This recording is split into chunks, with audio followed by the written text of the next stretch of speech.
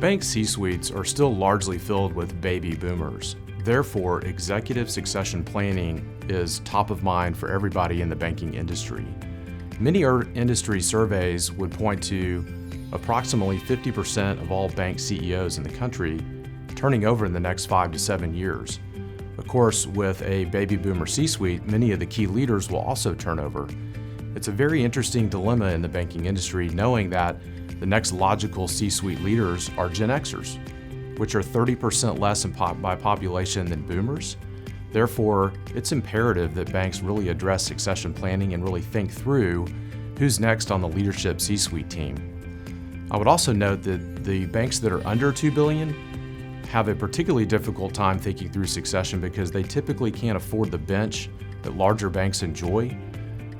Therefore, those institutions need to think creatively about how to recruit the next generation leaders to their institution. I encourage boards to take a really close look at their succession plans.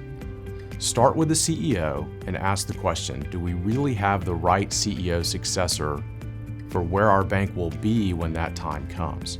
Oftentimes the answer is no. Sometimes the answer is yes. I would also encourage you to visit with your CEO and sit down and go through this management team succession plans also, because as baby boomers are turning over in record numbers, often the person behind them is not yet ready, and the succession plan needs to be evaluated from that standpoint. With many banks scaling to double their size, focusing on the digitization of bank products and services, take a critical look at the talent you have in the organization today, the succession plans behind them, and really ask the hard question around your CEO and senior management succession plan. Bank boards today need to ensure the CEO and management team are focused on two things. One, driving a best-in-class user experience with digital banking applications, and second, raising the bar on having an organization that attracts and retains talent. Customers today expect a digital experience that's on par with any best-in-class consumer app out there. Even business customers are starting to want that also. Banks have traditionally looked at technology as a way to be efficient and save money and save costs, but customers don't really care about that. They just want convenience.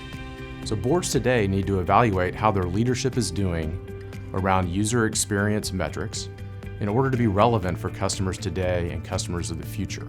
Given that we're in a war for talent, that there's competition for next generation leadership, it's important that your CEO is an inspiring leader who creates a culture where employees want to work, where they'll be rewarded, where they'll be challenged, and where they can grow. Boards today need to recognize that recruiting and retaining talent is the #1 issue for the coming decade. The war for talent is real. Not only are banks competing with other banks for talent, but other industries are pulling talent away from banking, for example, the fintech industry.